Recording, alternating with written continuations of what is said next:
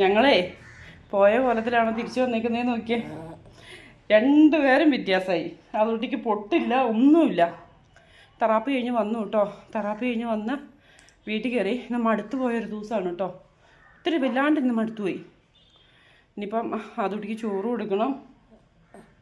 ചൂടുപോകാൻ വേണ്ടേ? നോക്കിയേ എന്ത് അവശതയായിട്ടാണ് വന്നേക്കുന്നതെന്ന്. തെറാപ്പി കഴിയുന്ന ദിവസം ഇങ്ങനെയാണ് കേട്ടോ. പോയ പോലെ തിരിച്ച് വരാറില്ല. ക്ഷീണയും അവശതയൊക്കെ ആയിട്ടാണ് വരാറ്. എന്നൊരു 12:30 ആകുമ്പോൾ എത്തുന്നതാണേ. ഇന്നിപ്പം 1:20.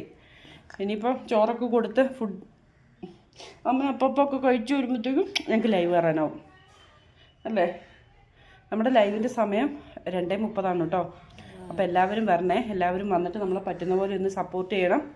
നമുക്ക്